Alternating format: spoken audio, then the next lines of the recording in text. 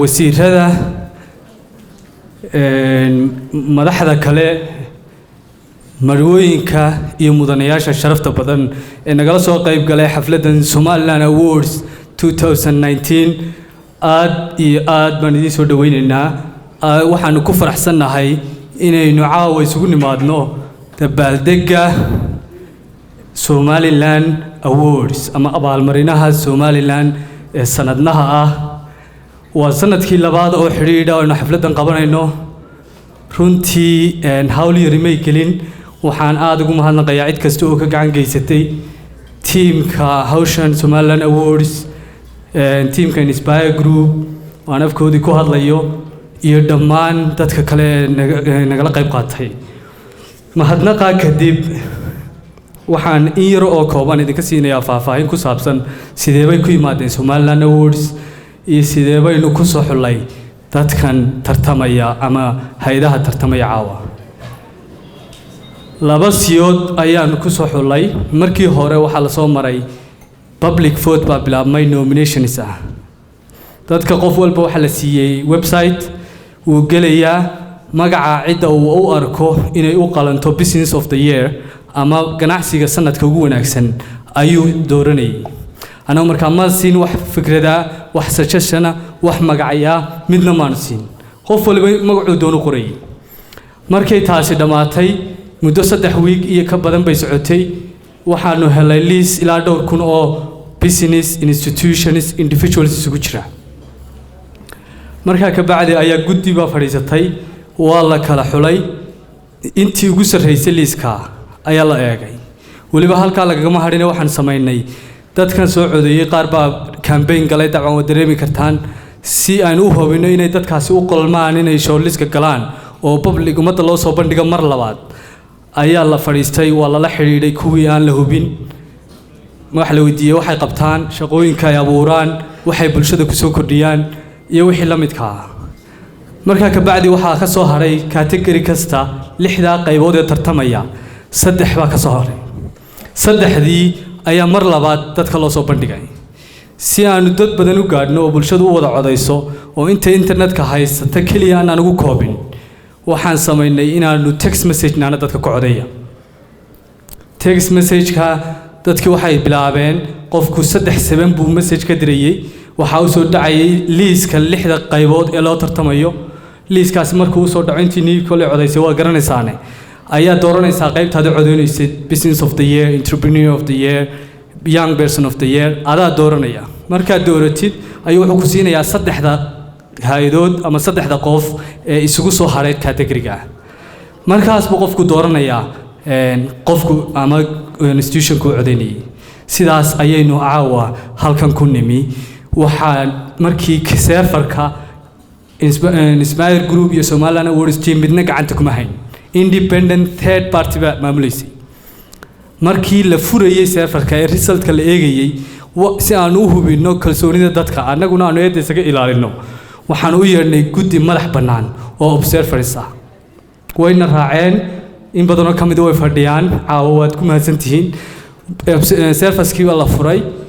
dadkii ugu sarreeyey ayaa la wada qortay waliba double checking lagu sameeyey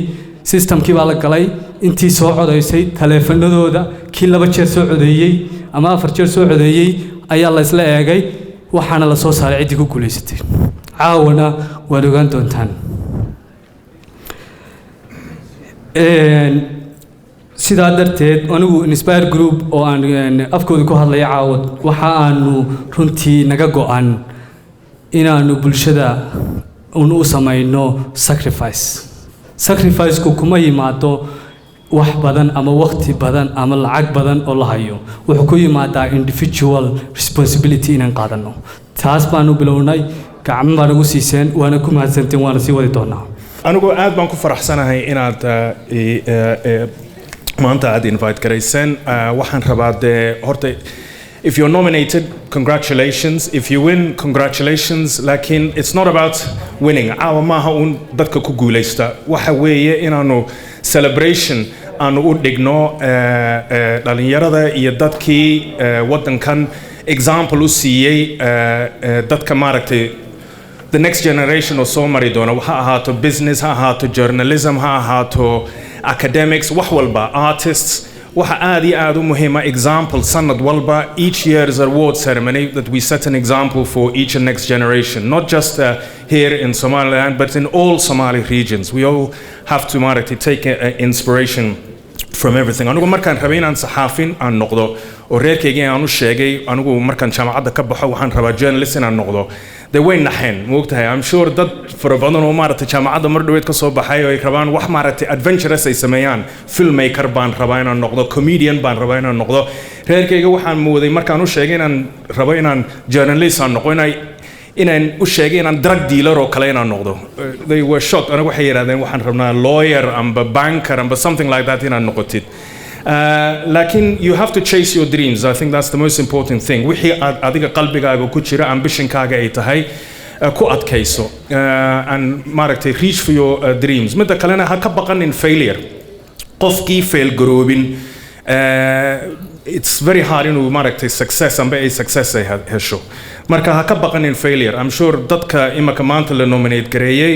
ha ahaato business of the year ama women entrepreneur wax walba ha noqoto I'm sure meesha imaka successkay ka heleen lots of examples of failure ayaa soo hormareen marka ha ka baqanin failure it's an essential part of success midda kalena waxaan rabaa inaan ku sheego you have to be a little bit rebellious when aad iconoclastic when aad noqotaa when aad mustaqbalka bedeshaa we cannot just aan repeat garayno wixii aan soo marnay from our fathers our grandfathers even though iyakuba huge amount of success iyakuba rule breakers bay ahaayeen wogtahay so it gives me really enormous amount of pleasure tonight to and I don't think she knows to invite Dr. Edna Aden up here to receive a Lifetime Achievements Award. And in fact, I think it shouldn't be just one award. It should be 50 awards for a lifetime well lived. Please, Dr. Edna, do come up. A lovely picture. My gosh.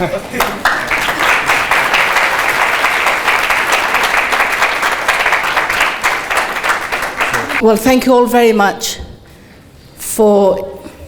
inviting me and for making me love my country even more. Every time I see your inspirational initiatives,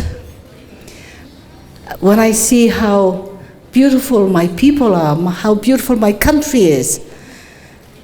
you make me love my country even more. I think the award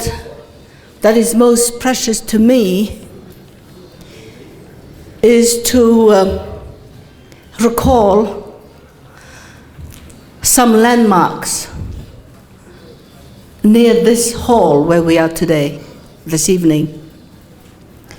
Just down this road, you'll come to the TB hospital.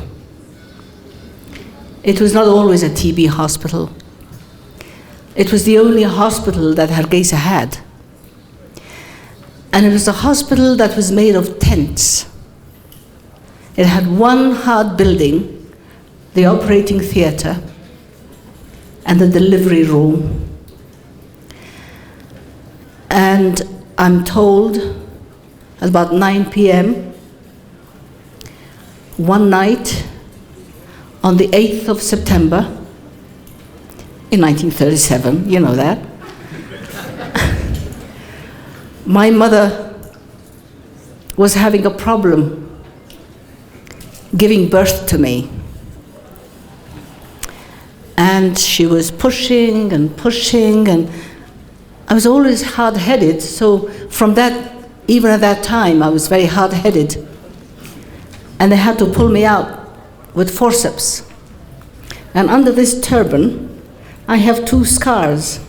one here and one here, to get me out. And I have a scar here, and that was just down this hospital, less than a kilometer from here. That's where I was born. That's where I was given the scar, to pull me out and deliver me. And then, even closer than that, there are very short little rooms to the back of the hospital. And they were storerooms. And when Italy invaded Somaliland during the Second World War, and invaded Somaliland for 6 months, my grandfather, Allah yarhamu, Yusuf Du'ale Amare, who was signals man, and my father, Adan Dakhtar, were taken prisoner. They were prisoners, and they were put in these rooms. And there were so many other people, the senior civil servants were put in prison in those little rooms. And another friend of my father, Allah yarhamu, Abdi Saeed,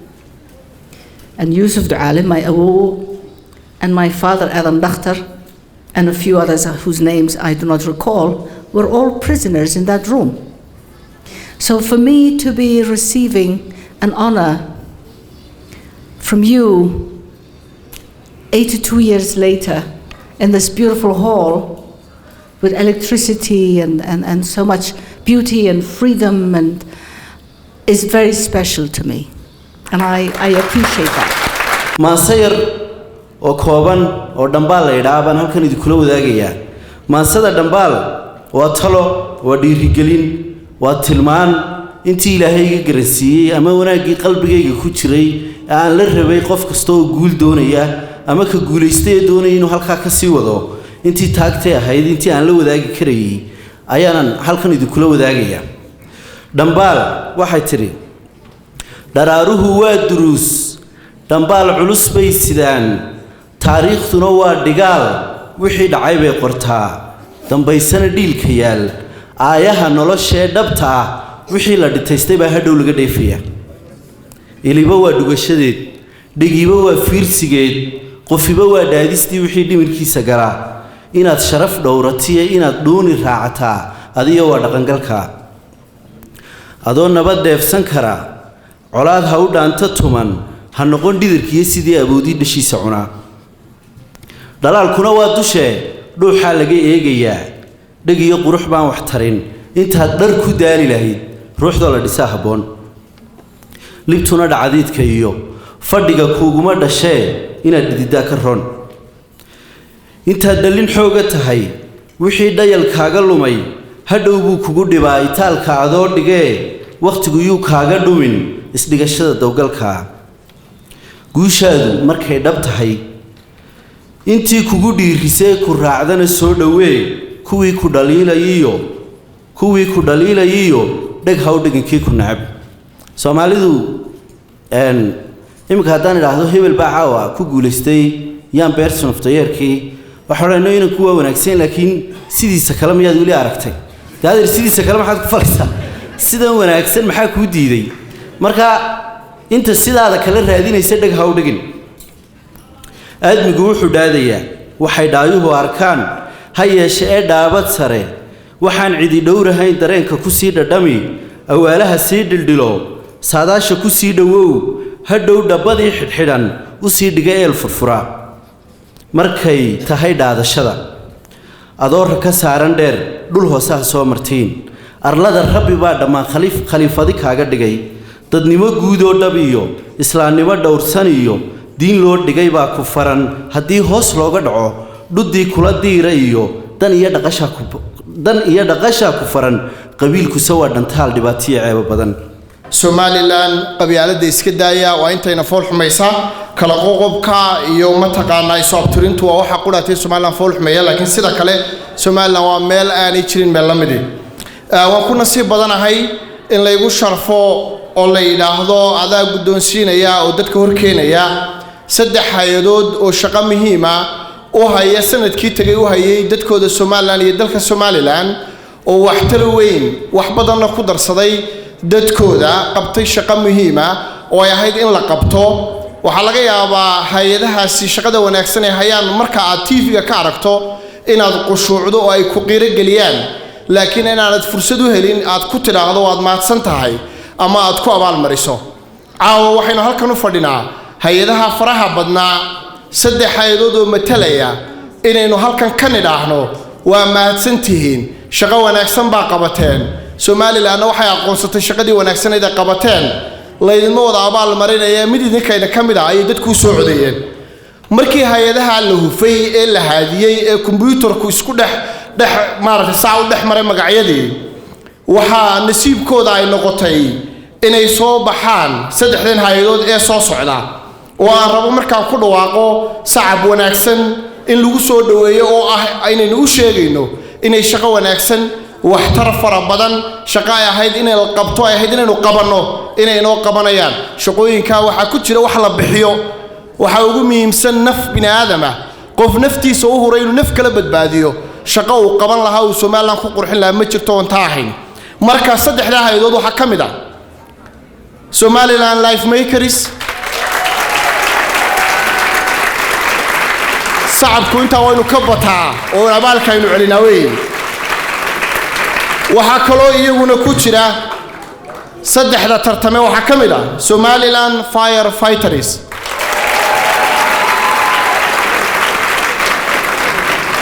waxa tartamayaasha iyaguna ka mid ah madasha baraaru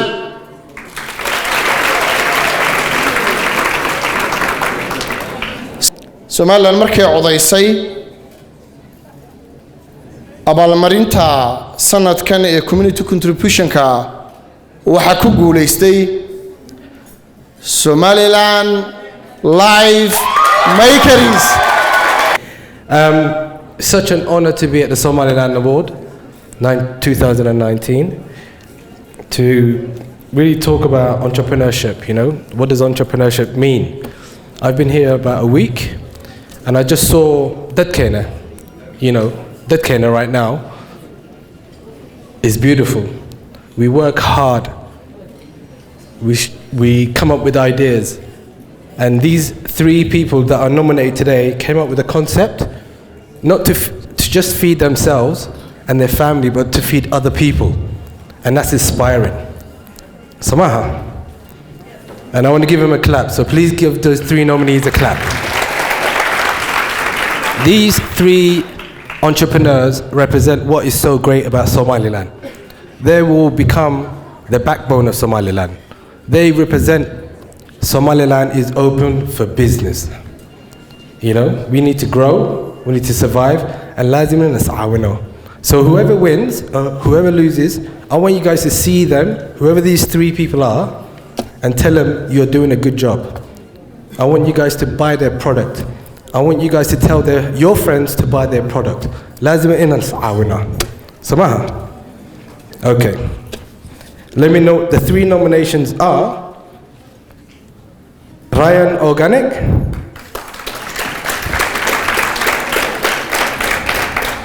Sammy Online,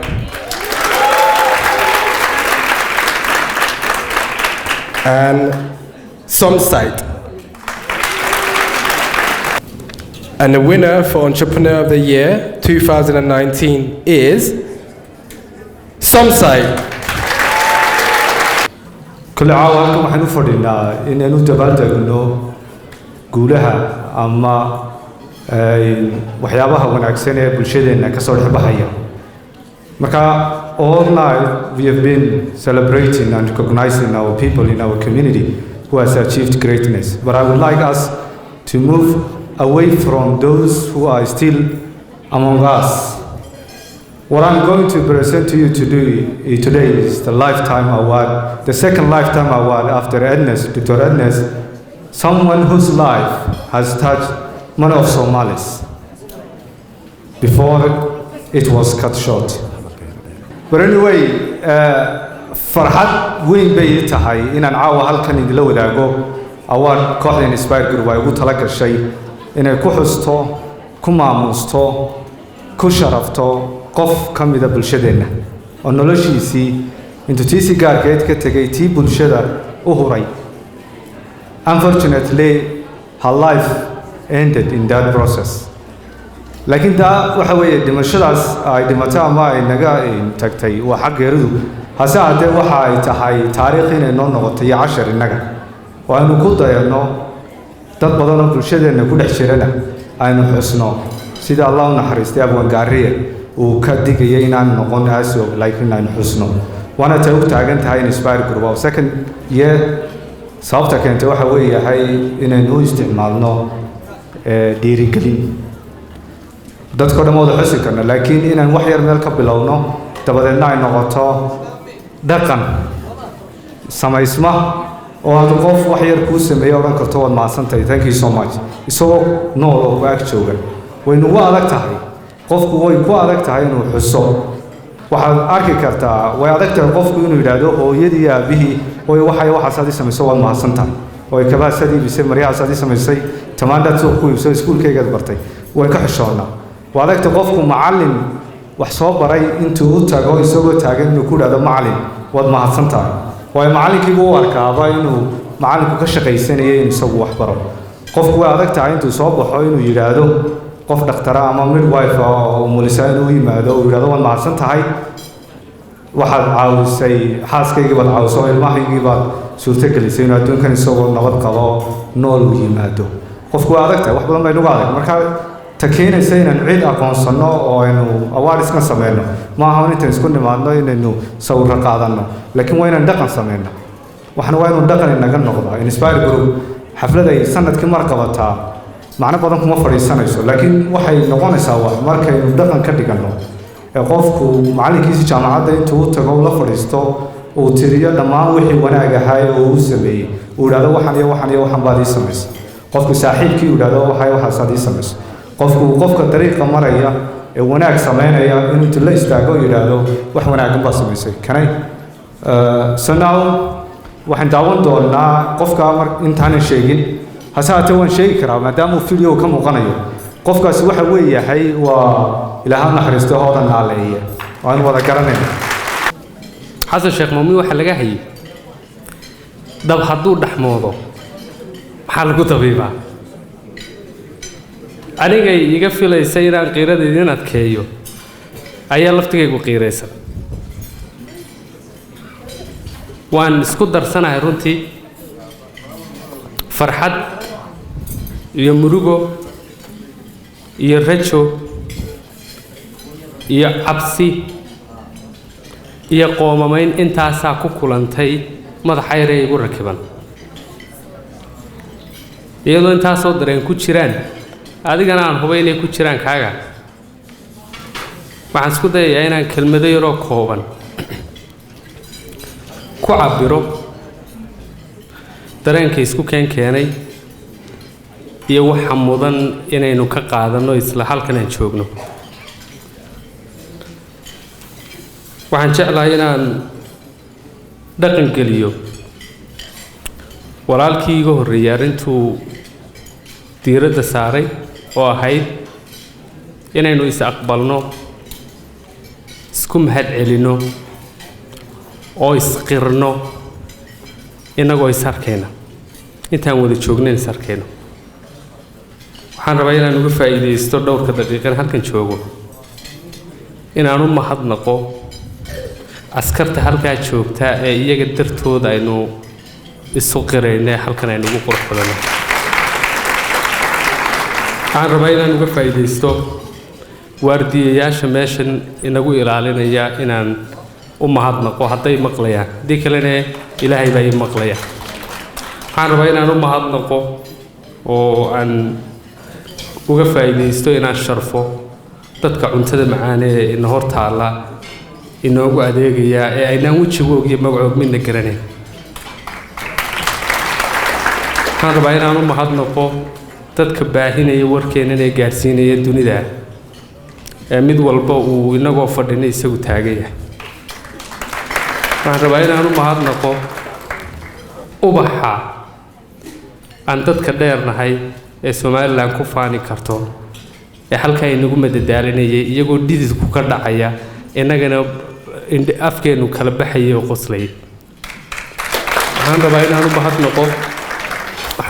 inaan u mahadnaqo ugu dambeyn labada qof ee halkan inoo taagan inaan waxba ku siin aan u malaynayna inay khasab ku tahay inay taagnaadaan ay wax inoo fududeeyaan intaa kadib waxaan rabaa iyagana inaan u mahadnaqo walaalaha gartay in la gaadhay xilligii ay khasab ahayd in qofku isagoo nool lagu idhaaho muhiim baa tahay shaqo laxaadlaad haysaa waanan ku jecelnahay ku taageersannahay u bognay kalgacalkaad noogu shaqaynayso waana ku garab taagan oo aan ku dhabar taagan oo aan ku hor taagannahay in sidaas dareenka noocaasi dhaqan galo weliba scale weyn ku dhaqan galo walaalaha inoo suuro geliyay Inspire Groupna waan mahadnaqayaa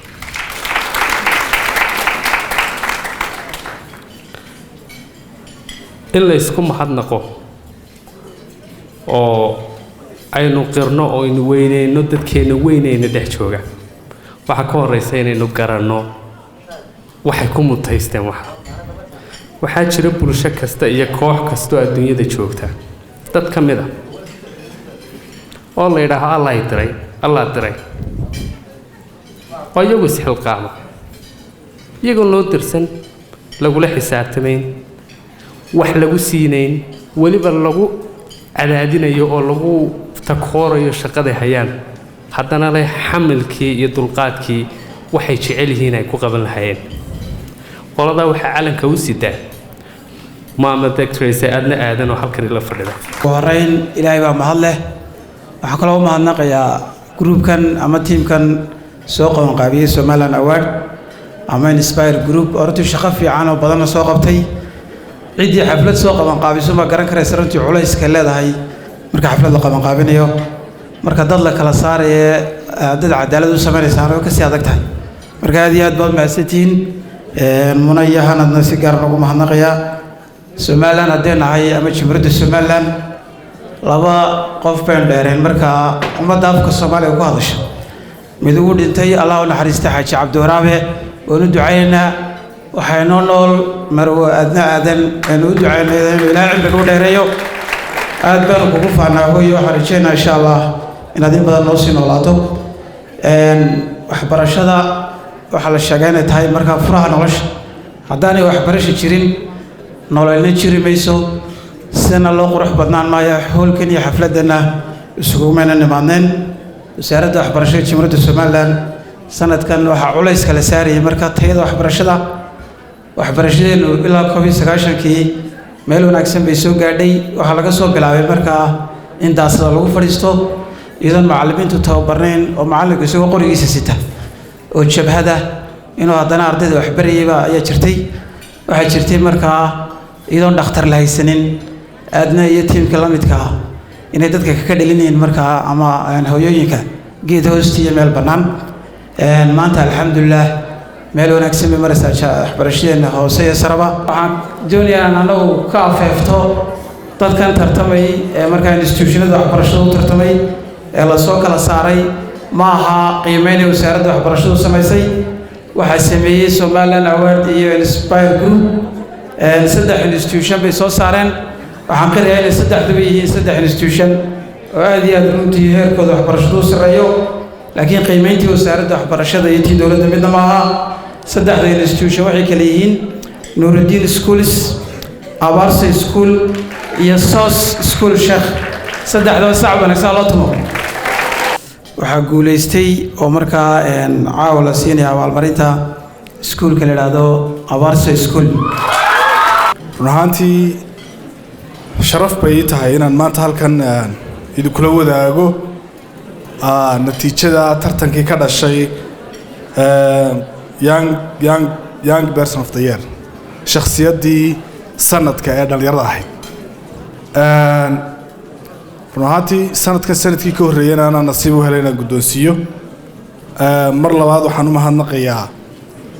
dhallinyarada soo abaabushay ee volunteeriska ah hoggaanka iyo xubnaha Inspire Group oo sidii hore loo sheegay baa madashan inuu xil iska saaray soo qurxiyey qaabeeyey isla markaana inay noqoto mid ballaaran oo quruxda Somaliland ee faraha badan leh inay daaqad u furaan quruxda Somaliland ee faraha badan leh kaalintan waxa uu tartamayay Fadxi Baashe oo wada taqaanin asaasaha Fadxi Initiative Hana Daawud iyo Khalid Cusmaan waxaa ku guulaystay shakhsiyadda sanadka the young person of the year in Somaliland Awards Hana Daawud anigu waxaa ku dhashay dabadana oo ku koray laakiin Somaliland aan niyadda ka yahay af Soomaaligu marmar uu qalooca soo raaliga hada maanta aad ku faraxsanahay inaan Somaliland joogo oo maalintan ka qayb yahay waxa ka hadlaynaa maanta dumarka muhiimka noloshayda anigu aan muhandisad u noqday wuxuu tahay awalan hooyaday wuxuu korisay 12 caruur kulligood wuxuu yihiin maasha Allah inamadu muhandisiin hablihiina wuxuu ku dayteen Dr. Adna dumarka Soomaaliyeed maanta waxaan ka hadlaynaa entrepreneur laakiin waxa raba sheego Soomaalida dumarkooda especially Somalilander waxaan nahay entrepreneur imaka waxa soo daawana film yar oo ka sheegaya saddexda dumar oo business fiican Somaliland ka sameeyay waxa ku bilaabnaa La Afraax Cafe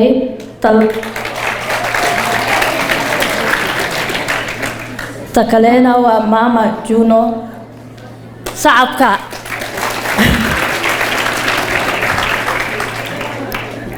saddexaadna waa Cooksy Cafe tartanka Women Entrepreneur of the Year waxaan helay Mama Janna runtii waxaa la ii dhiibay aniga abaalmarinta ganacsiga sanadkan 2019 ganacsiga ugu fiicnaa kulli A iyo B iyo C saddex business ayaa halkan la igu soo qoray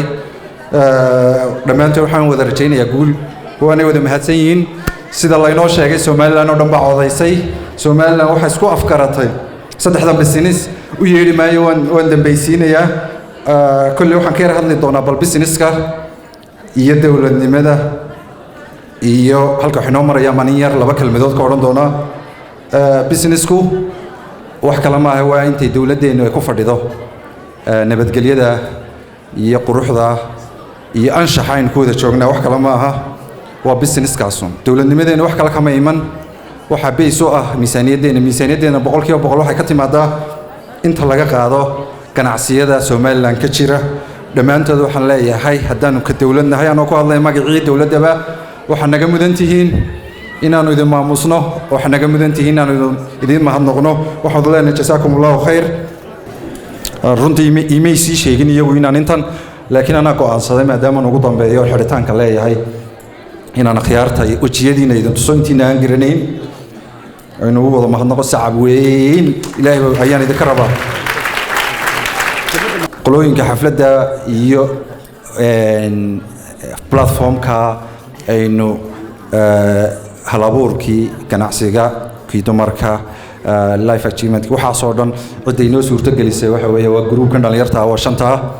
waxaan jecelahay inaan sacbaan maqlayo marka loogu celiyo aad baa u mahadsantihiin waxaan kusoo dhaweynayaa kelmadoodii mahadnaqa samiir baan odhan doonaa samiiro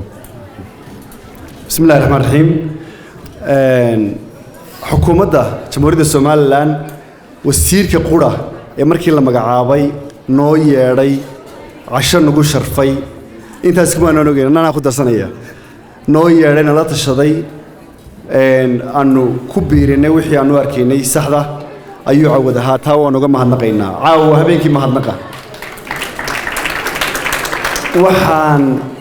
intaan mahadnaqan ku hadalkay ku xidhaya waxaan rabaa inaan u mahadnaqno odhan maayo laba qof iyo qof laakiin dad ka shaqeeyey muddana soo shaqeeyey kana shaqeeyey wax Somaliland magac iyo maamuus u soo hooyey annaga markaan Inspire Group bilaabaynay dadkii nagu dhiirigelin inaan bilowno aan soo kuwa iyagu inta la yimiye idinkuna inta la yimaadeen balada in ku dara محمد بيوا كهالي مهدنا قسم مهم كويه وحن شعلهاي وحلا يده هذا ستان إنوفيشن إلا سيو شاع موسى شامع يان يو هرجيس إنترناشنال بوك فير أبغى مهدنا بيا شغله في عني وسومالانو هيان وأنا دكوفانا سومالان باي دكوفانتا بعد قرال كي آخر سكيد دكوفانتا وحشرفه ما أنت بوك فير كهرجيس لقى بلعبي إلا ما أنت كسماية مرايو وكسمايو بوك فيراي سعوته وحنسينا إنه يستكتر صعب يقول على مرجينا وحنو ما نقيا الشركة دي نتاجري دهبشير جروب تايم ميديا تلسوم ووضني أنا جاهين نفنكريسا ما شرتو شركة ده وضني جا أنا جا أي شيء بدها هيك نفنكرينه هيبها نقبلنا وحنو ما نقيا دهبشير جروب تايم ميديا تلسوم هاز شقدون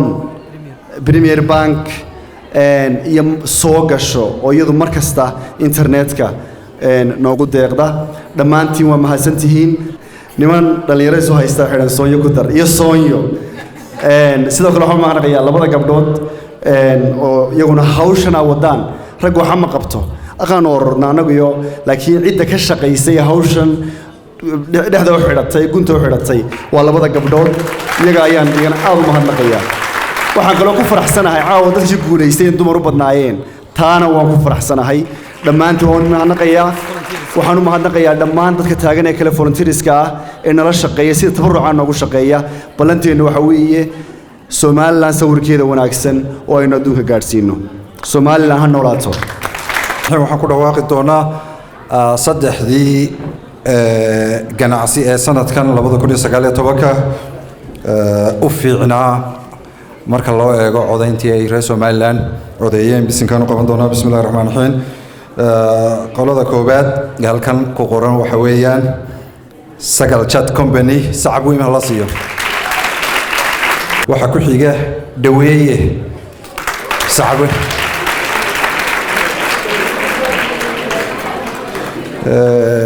waxa ku sii xiga oo saddexaad Takaful Insurance waxa sacab weyn loo tumayaa oo bisinka u qabanaya waa dhaweeye